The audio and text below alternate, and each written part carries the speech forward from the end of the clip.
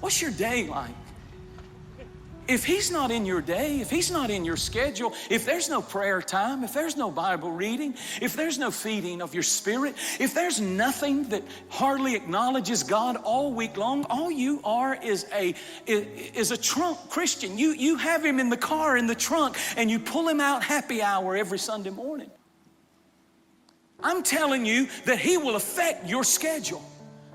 Every day there ought to be a prayer place. Every day there ought to be time spent in the Word. Did you know that if you'll read the Bible 15 minutes a day, you can read the entire Bible through every year? It doesn't take huge amounts of time, but it's just scheduling it in and saying, you know, I must read the Bible and I must pray. These are important things. And if you'll do it, if you'll read the Word will read you. And dusty Bibles lead to dirty lives. And if you'll read this book, it'll clean you. It'll cleanse you, it'll sanctify you, it'll set you free, it'll help you, it'll strengthen you. And you may not need that word that you read that morning. It may mean, or that night when you go to bed and you open it up, it may mean nothing to you. You just read it. But the next day at about 3 o'clock when all hell's breaking loose and the Holy Spirit will remind you of the very words you read last night, no weapon formed against you shall prosper. And suddenly a confidence comes because you've had Him in your schedule. When you wake up in the morning, don't have a prayer list. Have a list that says this is what's bothering me today.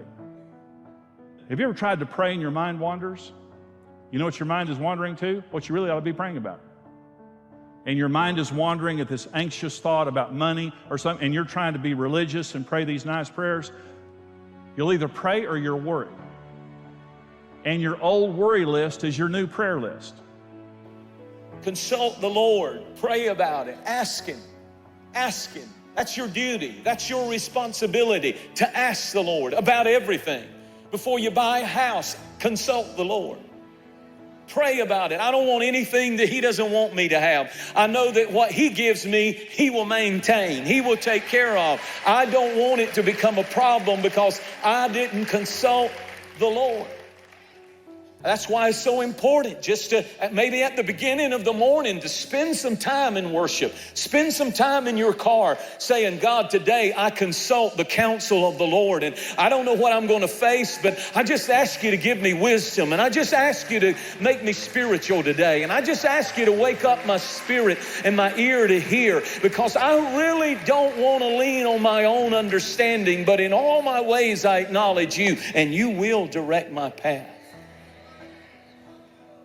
Delights God when we stop long enough to say, I need guidance from the Lord. It delights Him. He said, I'm your shepherd. And I love it when you ask me to lead you. So often we think, well, Lord, I can come and pray about the big things in life. You know I can take care of the little things in life. Oh, no. Pray about everything. In fact, when you have your devotional time in the morning, and I hope that you do, pray about the whole day. Just take your calendar and just go through the whole day. Pray about everything, and the Lord will give you guidance. What do you do when trouble comes? Do you turn to a bottle? Do you turn to a pill? Do you turn to screaming? Do you turn to anger? Do you turn to depression? Do you turn to fear and worry and anxiety? The real sign that Jesus is first in your life, you meet someone who He's first, and it's not that they're exempt from trouble, but when trouble comes, they know who to run to. I will lift up my eyes unto the hills from which cometh my help. I run and cling to Him in trouble. My first thought is not the bank. My first thought is not the doctor. My first thought is not this or that. My first thought is Jesus. Who do you run to in trouble? That's a real sign of whether or not He's first.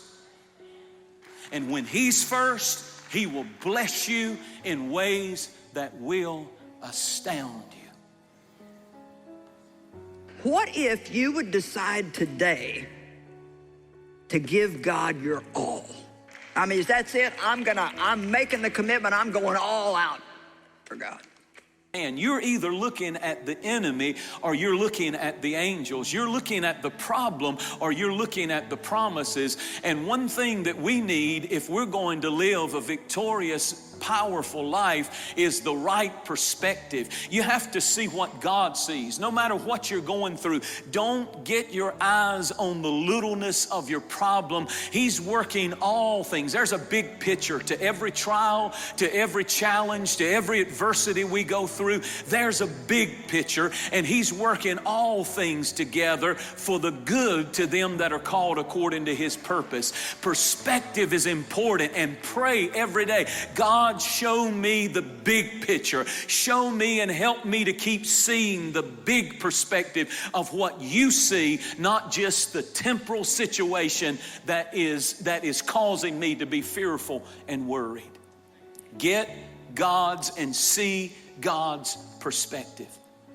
If you want victory in your life, you've got to constantly pray, Lord, open my eyes and let me see the best, and let me see the good, and let me see the bigness of what your plan and purpose is for my life. Did you this morning get up and say, I am commanded by God to restir my joy, to rejoice? When you come to a place in your life where you face important decisions, can't afford to use your intellect alone. We're supposed to be guided by the Holy Spirit. We are supposed to seek the counsel of the Lord on everything. You have to learn to ask before you act. You have to learn to ask before you get in covenant with people, before you start businesses, before you do things, and then you just expect and hope that God will back you up. If you're picking a spouse to marry, you better consult the Lord. You better ask the Lord's counsel. Should I take that job? You better ask the counsel of the Lord. And this sounds so silly, but I'm amazed at how prayerless we become. I'm amazed at how many, even in my life, how many decisions I make and I haven't even asked the counsel of the Lord. And the Lord said, now you can't afford to be making intellectual decisions because you think you know everything. I need you. I wait on you to wait on me. And you don't just rely on your intellect, even though God gives us intellect to make wise decisions. But it's kind of ego, and it's kind of proudful to not pray about it. Pray about it. If you will seek His counsel, God already has a solution. If you will seek His counsel, God already has a procedure. There's an unseen hand that wants to guide our lives. And I wonder if most of the problems that we face could not be solved and we wouldn't get in them. But we did not consult the Lord. If you've got a prayer place, if you don't have one, get one. Because when you go there, that is holy ground, and God knows that you're very present. In other words, you're saying, this is so important that I'm coming and I'm waiting. I'm not telling you what to do, nor am I asking you for anything. I'm waiting on you. When we stop working, God starts working. When we stop working, God starts working. When we stop working, God starts working. But when you stop and you say, here I am. I'm wrestling with a lot of stuff. I really need wisdom. I really need you to do your will. I don't even know what path I need to take. But I'm waiting on you. I wonder if we would take time, if it would never be said of us from this point tonight, they sought not the counsel of the Lord. I wonder how many blessings we would step into just by learning to wait on the Lord. To spend time in His presence.